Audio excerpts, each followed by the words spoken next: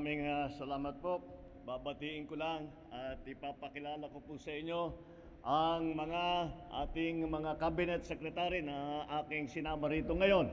At dahil iba't ibang departamento ang kasama sa pagbibigay ng tulong sa ating mga magsasaka, sa ating mga mangingisda kapag katapos ng pagdaan ng bagyo na dalawang bagyo, yung Christine dito yung talagang tumama rito ng gusto, meron pang Leon. At ito naman po ay nandito po kasama po natin na mamamahagi ng Department of Agriculture ng tulong para sa ating mga mangingisda at saka ating mga magsasaka. Andito po from the Department of Agriculture, Secretary Kiko Laurel.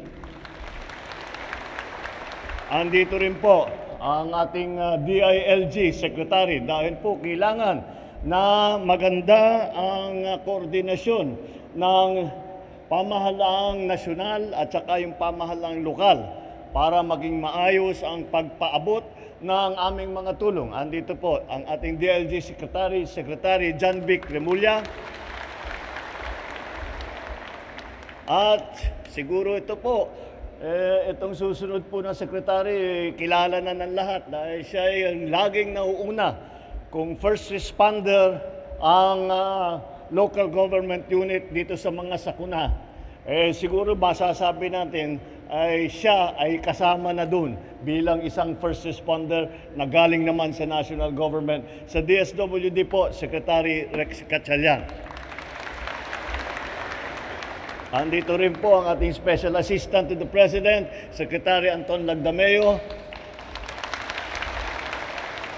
At ang Press Secretary po natin, Secretary Cesar Chavez, andito rin po. At ang nagiging madalas ko nang makita at makasama, ang inyong acting governor, the acting governor of the province of Albay, Governor Glenda Ong Bungao. At ang Legazpi City, acting mayor din, Oscar Robert Cristobal, at lahat ng mga elected official na nandito ngayon. Ang pinakamahalaga sa kasama natin dito sa araw na ito, kayo po, mga beneficiary ng mga fisher folk at saka ng mga magsasaka. Mga minamahal kong kababayan, marhaing naaldaw sandugabos.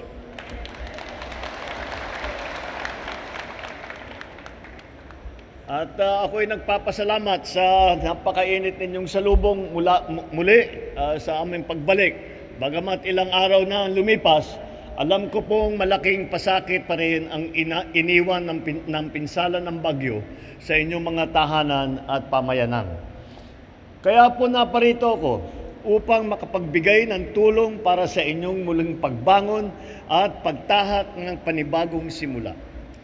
Mula sa tanggapan ng Pangulo, katuwang ang DSWD, maglalaan din po tayo ng 50 milyong piso upang matugunan ang pangangailangan ng mga naapektuhan sa 3 lungsod at 15 bayan ng Albay. Sa pamamagitan po nito, makakapaghandog po tayo ng tigsa 10,000 piso para sa mga magsasaka upang muling maitaguyod at mapalago ang inyong kabuhayan. Kasabay ng ating pagtulong sa mga naapektuhan ng Bagyong Christine, patuloy nating pinagtitibay ang ating paghahanda laban sa banta ng kalamidad. Sa bawat ahensya ng pamahalaan, paiigtingin ninyo lalo ang inyong pagsusumikap nang sa gayon ay higit natin mapaghandaan ang mga posibleng epekto ng pagbabago ng klima. Alam natin palakas ng palakas ang mga bagyo at palaki ng palaki ang pinsalang iniiwan nito. Kaya naman, ipinapatupad na natin ang mga makabagong disenyo para sa ating mga kalsada, para sa ating mga tulay. Sa DPWH, DOTR, DTI at iba pang ahensya ng pamahalaan, tiyakin ninyong dekalidad, ligtas at matibay ang mga materyales na gagamitin sa pagpapatayo ng mga infrastruktura natin. Sa gayon, magtatagal at maaasahan ito anuman ang panahon. Inatasan ko rin ang DPWH na bisitahin muli ang Bicol River Basin Development Program. Natapos na natin ang master plan at feasibility study noong Hulyo. Sa kasalukuyan, isinasagawa na natin ang tinatawag na detailed engineering design. Ibig sabihin, dinidesign na talaga at ito na, hindi na yung konsepto lamang, kung hindi talaga yung drawing na, yung ano yung ang itatayo natin. At inaasahan natin na itong proyekto nito ay masisimulan sa susunod na taon, sa umpisang-umpisa pa lang, pagkadating ng bagong taon, ng 2025, first quarter ng 2025, mararamdaman na po natin na may nagsisimula na para hindi na tayo naghahabol dahil nababaha ang Bicol River Basin at lagi natin wala tayong magawa kundi mag-antay bago mawala yung tubig. Kapag nabuo po natin itong proyektong ito, unang-una, hindi na masyadong babaha at pangalawa, kung babaha man, ay mas mabilis ang labas ng tubig para lahat ng naapektuhan ay matulungan natin kaagad. Sa usapin naman ng pinansyal na suporta, pinapadali natin ang proseso upang mapabilis ang access ng mga lokal ng napamahalaan sa NDRRMC Fund. Kaugnay nito, binibilinan ko ang DBM na tiyakin na tuloy-tuloy ang pagtugon sa mga pangangailangan ng ating mga ahensya sa pamamagitan ng Quick Response Fund na magagamit sa tuwing may sakuna. Ito po ang quick response, quick QRF natin. Ang katotohanan dyan, dahil sa dami ng bagyo, ay naubos na. Kaya ang ginawa natin ay nagtabi ulit tayo ng pondo para mabigyan ulit, malagyan na naman natin ng laman ang QRF natin para sa mga local governments at sa kanilang at sa inyong mga pangangailangan. Hindi tayo magpapatinag sa mga trahedyang ito.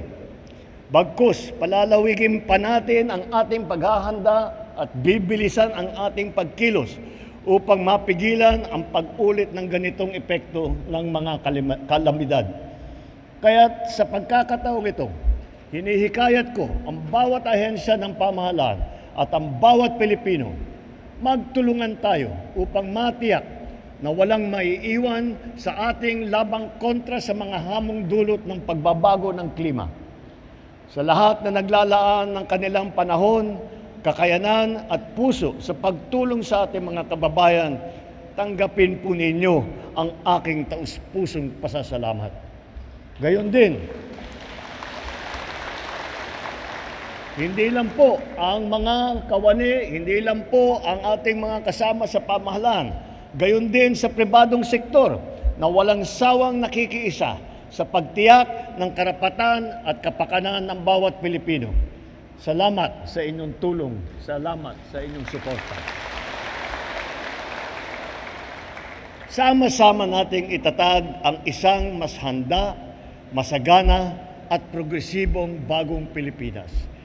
Kahit anong hamon ang haharapin natin, basta tayo'y nagkakaisa at sabay-sabay nating hinaharap at ginagawan ng paraan upang maging maayos ang buhay ng ating kababayan, magtatagumpay din po tayo. Maraming salamat po at mabuhay tayong lahat, mabuhay ang bagong Pilipinas.